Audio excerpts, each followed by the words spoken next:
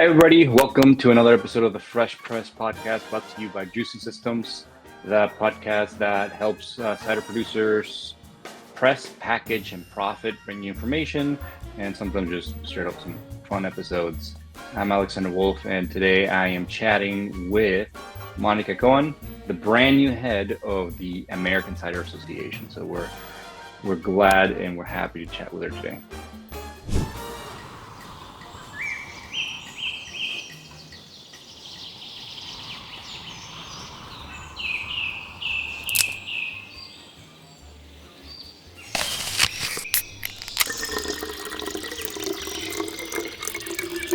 Why don't we get started? When I wrote this, it said 5 months ago, but you're a couple months in now, right? What's the biggest challenge at the moment for your job right now coming in? Oh, for me, the biggest challenge is just getting up to speed on the industry. So I am a newbie to the cider industry. I started my first day on the job, Alex, was the first day of CiderCon in 2025. And so talking about diving into the deep end of the cider pool, that's exactly what I did. And I had a 30 plus year career in a beverage industry, but in dairy. And so there are a lot of similarities and a lot of parallels. Excuse me, I was surprised by that, but there's a lot of things that I didn't know about cider. And I'm using that kind of naivety to be a bull in a china shop and ask maybe some silly questions, because I think it will help all of us. But the diversity of cider, I am embarrassed to say, was the most surprising thing to me. The biggest challenge, I think, is just getting everywhere, connecting with everybody that I want to connect with, from the orchards to the consumer side of the business. And so it's much larger and much more vast than I had anticipated. And I think my biggest challenge is just kind of connecting with everybody, as evidenced by the fact that it took us months to get on this call together. Yeah, I mean, I'm a big fan of outsiders coming into something, because I think, and this happens to me all the time, especially in marketing, I start getting blinders even if I don't want them. I understand what I'm talking about so much that sometimes I assume that my public understands it, and it's not clear. And you always have to ask yourself, okay, if it was the first time I was seeing this piece of machinery, do I know like what's heads, what's tails? No. Okay, so make it simplified. Right. So I'm a big fan of consultants and bringing in people with fresh eyes that maybe will ask, like you said, those silly questions that, like, well, nobody's ever done it that way. Well, yeah, why? So what do you think right now, that I'm sure, like, if you're still in the downloading mode, the biggest opportunities that you saw, like, why is that not being done this way? Did certain things catch your eye yet?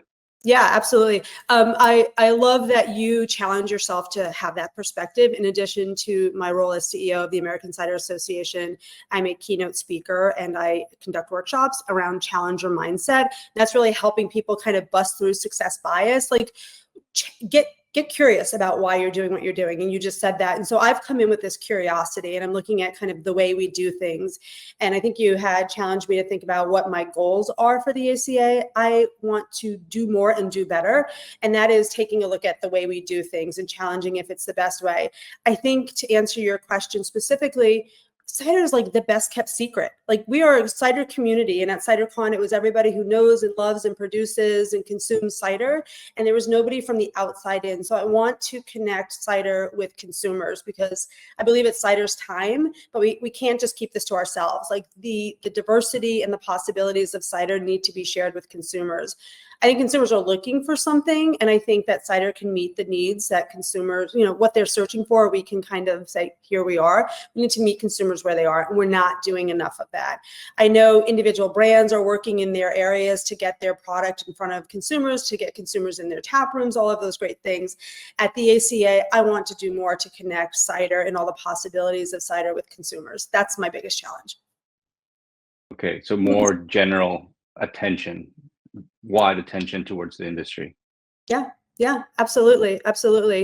Shame on us for, at CiderCon, only having people who know and love cider in the room. I want people who don't know cider, who haven't experienced cider, who haven't considered cider.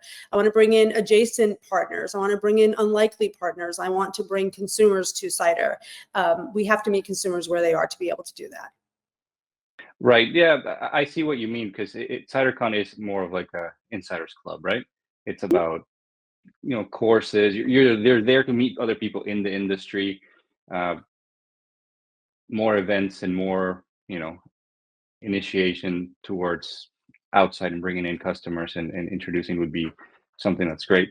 Do you, as a member, because like I put myself in your shoes, and it's definitely not an easy task to structure importance, the hierarchy of goals.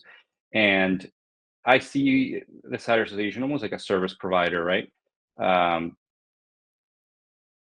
do you come in and see we have to focus at least most of our attention in one persona? Like, is it the big cider producer? Is it the people just starting out? Is it the mid-size?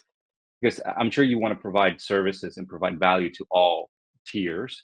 But that with trying to create services and create programs for everybody, you're not really doing your best with one niche, right? So do you have that kind of mindset? Do you think that you are kind of targeting to bring the best amount of value? Obviously, we want to give value to everybody, but the best amount of value to a certain type of cider producer? Oh, yeah, and I would say all cider producers, right?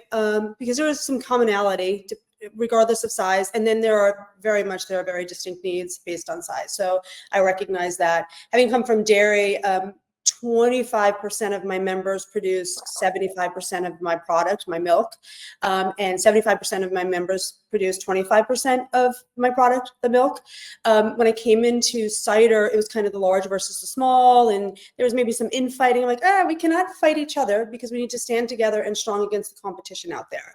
And so to meet the needs of these cideries, and to answer your question, no, we're not going to just focus on one size, and we're not just going to focus on one activity. We have to be doing a lot, but I do want to saturate some of that. And so I have done an assessment. I like these start, stop, continue exercises. Data is something that we touted as a value to membership. And I looked at data and how data was being used or not used.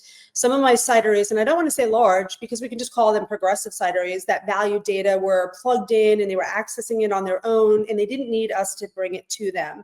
Some of my other members who were trying to get, the production line was going, or they were in the tap room and they wanted to get to that data and they wanted to click on that link that we sent to them, but they never did because they knew once they sat on it or they clicked on it, they had to sit on it a little bit and try to understand how to read it. Okay, let's stop that. That's silly. Like, it's not a value if nobody's actually accessing it. So instead of giving them access to IRI data, what I've done is start to bring consumer insights. And so it used to be a link in our newsletter saying, here's the data. Now it is a consumer insight, like in our last monthly newsletter, it was around still cider and the increase in still cider. And so we're giving them kind of insight in a narrative that they can read, digest, and make business decisions based upon what they've heard. So we're kind of interpreting the data for them. Now, if any member comes to me and says, I really would like data on X, Y, and Z, I'll go access it. I'll get it for them. But so we are still bringing them data, and we are still touting that as a value to membership, but we're doing it differently. I've surveyed members. What are you using? What do you need? What do you not need? I've had members who have needed me to put my name on letterhead and help them with licensing issues that were going to put them out of business. So that was value for a member that it didn't matter what size they were. They were in a bind and they needed the power of the ACA behind them to help them. I've helped people, cideries that are not members, trying to expand their distribution and not knowing how to do it. And I said, we're doing a webinar, Vino shippers coming in, they're talking about clubs. For some of our members, that's a model that actually works for them. That cidery is now a member of the ACA. So, I can't do everything for everybody, and one size doesn't fit all, but somewhere in between those two is where we need to be. So advocacy, I think advocacy for my large cideries is hundreds of thousands of dollars. For my small cideries, obviously it's not that dollar amount, but in terms of percentage and relativity and impact, it does matter, right? So parity issue with bubble tax is something that's important. Direct to consumer, interstate shipping, all of these things, it doesn't matter the size or whether you're there today or it's your growth plan 5 years from now, it matters. So what are we doing in advocacy? How can we be more aggressive in advocacy? Collaborating with others in the ALC-BEV as opposed to just kind of clashing with others, and figuring out ways in which I can decrease the cost of something that we're doing in advocacy by partnering with another agency or industry.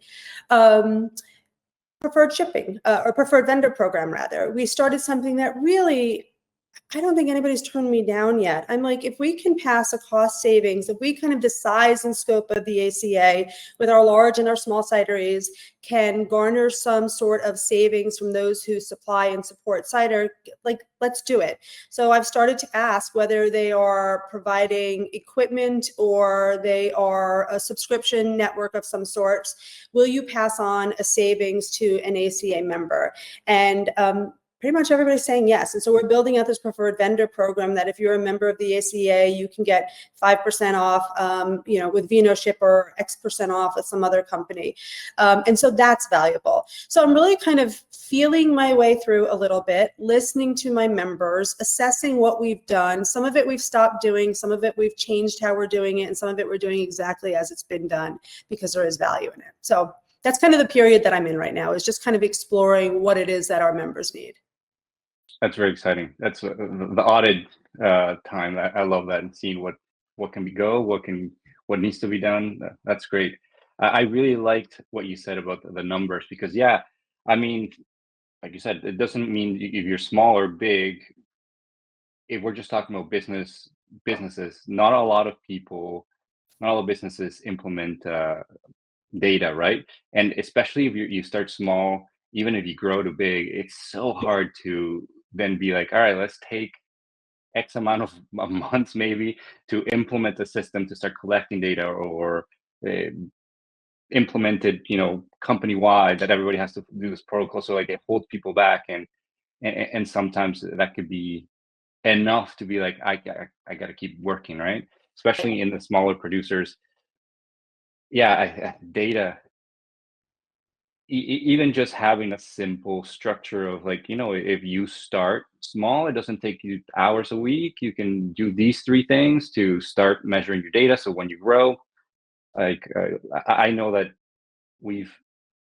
it's so hard to find even services that will help you set up systems for data collection and interpreting that data. I think we went through it, and I've gone through it, and it's like, even like, all right, cost what it costs. Like, let's try to find a good company. It's impossible. Right. It's impossible to find. I subscribe to this.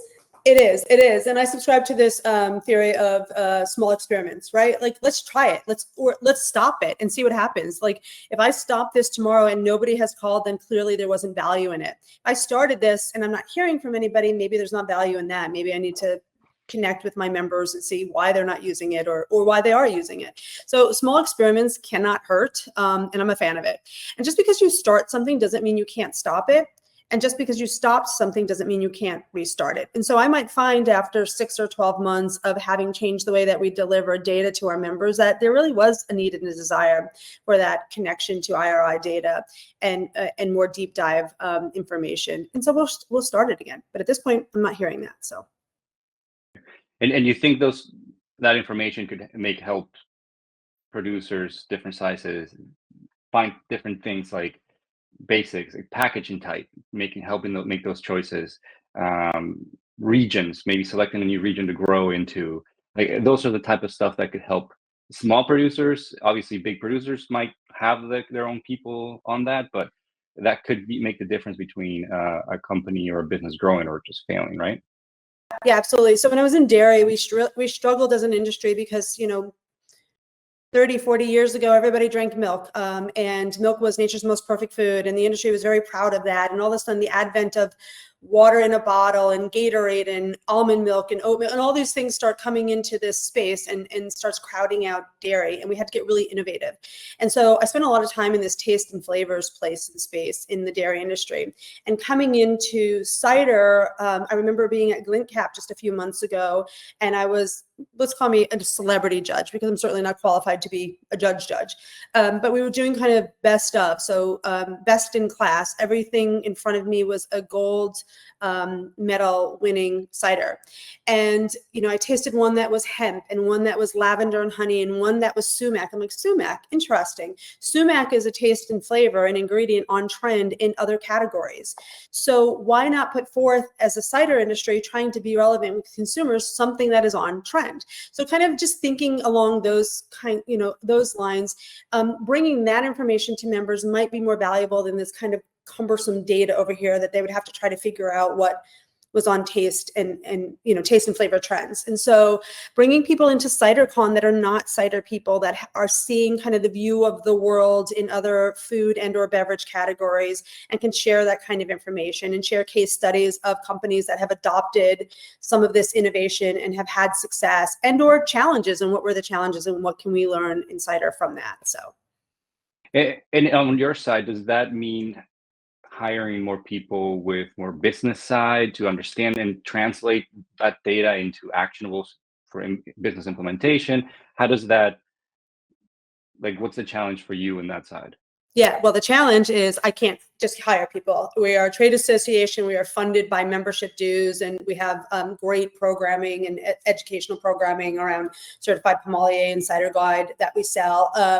But I don't have a wallet big enough to just hire people. So partnering with people, calling on relationships that I've established. There are people. I mean, we have so many smart people in our industry.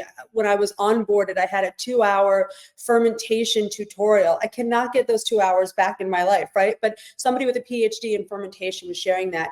Juicing systems, folks like you with resources and access to data, willing to share that, supporting the cider industry and its growth by sharing that data, by coming to CiderCon, by getting on stage and giving presentations. You all are great in that you support us and sponsor every year CiderCon, and so I appreciate that. But I have to get kind of creative around how I access information and data and resources for our members, and that's what I'm doing.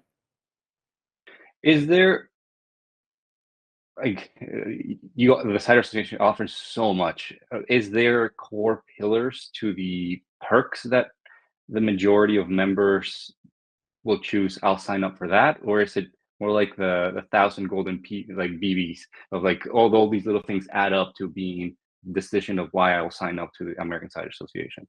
Truth be known, I am shocked at the number of cideries that have not signed up and are not members of the American Cider Association. And so, I can't get everywhere, but I am having conversations. I gave you the example of a cidery that I visited on the way home from another member cidery that I had visited. This cidery was not a member. They had a need. I connected them with TTB. I connected them with a website. They're now a member. So they saw the value. But I've talked to some cideries. I'm like, the work that we do for like the price of a 4-pack and a couple of pizzas for your family on a Friday night, you can belong to this association that is working hard on your behalf every day. Like, and you're not a member? Like, I'm shocked by that. So I joke that I used to make fun of trade associations, but I see the value in what we bring. The legislative and the advocacy work alone is valuable. If you're a new cidery or a cidery in planning, you're trying to figure out how to keep the lights on next month, every dollar counts. Like, you're not saying like, oh, I have extra money, I'll join the cider association. I have to tell you, for every dollar that you put into this association, you're getting multiple dollars back. I am now doing I won't call it an RFP, but I'm researching advocacy and lobbying firms, because we need to get more aggressive in that space, because the cider industry needs to strike and needs fairness and parity to happen so that our cideries can grow. So I'm going to get more aggressive there. I'm going to spend more money there. If you're an individual cidery, you can't afford to do some of the things that we're doing on your behalf in advocacy, in marketing, the preferred vendor programs alone. I also have plans, and I need to get more money and get through some things first, to have sell sheets that you can go to distributors with, to have a restaurant pairing program. Excuse my language, it pisses me off when I go into restaurants now and there's not a cider on the menu, or maybe there is and it's tucked over here by a beer, and for some reason the bar manager thinks one cider represents cider. And so we need to do more to get on more menus and be more present and teach restaurateurs how to pair their fabulous foods with our fabulous ciders. And so I have plans for a lot of things that, if you're an individual cidery owner, you can't afford to fund that yourself, but the collective group of cideries should be funding it. I have fewer cideries in membership than there are cideries that exist. So say that in another way, more cideries out there are not members of the ACA than are members, and that's problematic, and I'm working on that. Is there, what do you think it is? Is it just communicating the value? Is there, I'm sure you're working on a plan, but is there a target that you would think, like an initiative that you think that would help people make that decision? What do you think is holding them back? Is it just seeing the value, I guess? Yeah, or not even being aware of, maybe we're not even on their radar screen. And so, the conversations that I'm having, the answers are varied. Some were members before and got mad because we didn't do something that they thought we should do. Some have not even considered membership because they didn't even know we existed. Some are like, I was a member, but we're really hurting, and so I'm trying to save every penny. It's all over the place. Some have state associations. We have really strong regional and state associations in the cider industry. And so great, please belong to them. If you also can consider belonging to us, because we do this bigger, broader lift for cider than your regional association. So it's all over the place. But what I will tell you, Alex, is I'm finding it's a highly relational industry. And I mean, all business is, right? Yeah. So when I'm having conversations and when I have the time to pick up the phone and talk to some folks, it changes things. Like, they hadn't considered the advocacy work that we're doing. They hadn't considered that I'm building programs that will help them. I'd like to bring, health insurance at a discounted rate to cideries, like get to a place where we've got a program there, not just for orchardists, but for cideries. What does that look like? These are pie in the sky dreams, but I've got this kind of immediate need to fix some things, this longer term, and then even more future back kind of planning in mind. So I just need to connect. We need to connect more. We do need people to be aware of the work that we're doing, and that's on us, not on the cideries. But I think there is real value. The majority of cideries that are in our membership and that are out there are smaller cideries, and so they're challenged, right?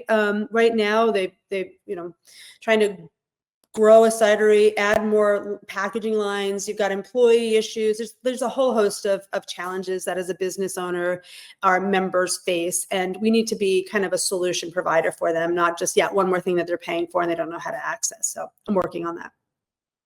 Yeah, I think it leads me perfect to my next question, which is the training and education side.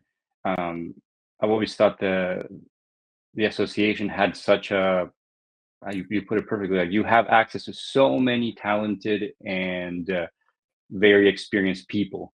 And I mean, CiderCon's always been like that, where you go, you don't feel like you're against a challenge or you're against a competitor. Everybody will help you, will tell you, oh, we did it this way, this worked like that. But I think there already is a great training and webinars and whatnot. Do you see, and would you like to expand more that side of training and education? Absolutely. So our education program is considered the gold standard. We are in Japan, we're in the Basque region, we are in the UK. We are working on a program with Brock University in Canada. We are considered the gold standard. I'm very proud of that. I want to expand it where it's accessible to non-cider folks. And I think that's where we start to bring other people into the fold. But we have a great program. We need to expand that program, and we need to meet people where they are in terms of their needs for that program. We have level 1, level 2. We're going to be working on level 3. People understand the value of that, like a sommelier. People understand the value of a pommelier. There are people, I think, not focused on the value as a service provider in having that education. So how do we package something for them? So we do have great program. We work very closely with the Cider Institute on production. If you need help in marketing, we've got programming around marketing. If you need help with TTB, with labeling, we are your resource for so many things. I mentioned earlier, I'm a newbie, right? I don't know what I don't know, but you call me and I will get it done for you because I have access to so many people. I consider CiderCon and the cider community under ACA as a community. And you just said it. What question do you have? There's somebody who will say, hey, this is how I solve that, or this is a resource here, or let me help you with that. And it's a really special thing to see how much time and energy people will give to one another in the cider community to make sure that everybody's kind of rising. So it's really cool to see. Well, and they're competitors. Yeah. They could be in the same city, Yep. Yeah, tap it's great. room, 10 kilometers away. It's great. It's absolutely great. I was gonna say my hat's off to you because I don't think you're in an easy, cushy job. But I'm having fun. I am having fun. I Yeah, have to tell myself, I tend not to be a patient person, but I have to tell myself pace and patience, right? Like the list of things that I want to get done and want to accomplish is so long that every day you can just spin your wheels, but it's like you just have to kind of focus and just start tackling some of these things. I think that the ACA is in kind of its next chapter, and it's kind of cool. So ACA was formed from CiderCon. People were gathering at this event, which wasn't called CiderCon in the beginning, but this event for cider makers, enthusiasts, lovers, those folks. It became CiderCon. Out of CiderCon was born this association. And I have a volunteer board, and I have nearly 1,000 people from around the globe showing up at CiderCon every year. But it's focused on kind of this growth, focused on CiderCon, focus on advocacy and data and bringing things, but we can't do everything. And so this next chapter, I think, is almost back to your earlier question, like, what are you focused on? Are you going to like narrow down some things? Or, I think we are going to double down on education. We're going to double down on advocacy. We're going to double down on value to members, which in my mind, value is determined by increasing profit margins. So if we can decrease their cost, or if we can bring them value in some ways that help them make more money, monetize whatever they're doing, get their products into consumers' hands, that's the value proposition, I think. And those areas are really kind of where I want to stay.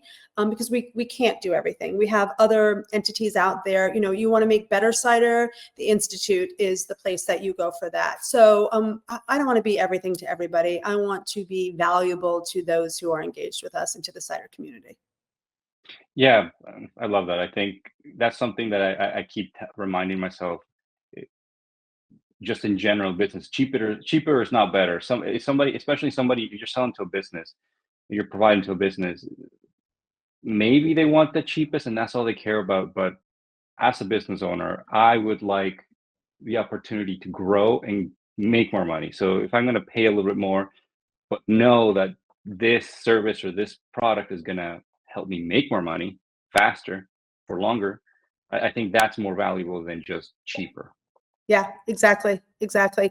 I just went through an exercise with a designer for some of our CiderCon work, and I don't have a budget really for this design work. And so he gave me a price, and I said, I get that you're in business and I want this to be a win-win, but that's just too high of a price. And we kind of talked, and I had a similar conversation with a vendor who was coming to CiderCon, and I'm like, I don't want you just here this year. Like, I know I can give you promises and get you here this year, but I really approach these business transactions as it needs to be a win-win. So then I'm not always looking for another designer. I'm not always looking for another juicing systems to come to CiderCon and support us. Like, you got something out of that. So I'm also thinking about how we utilize the relationships that we have, because I want people to show up because there's value in it for them too.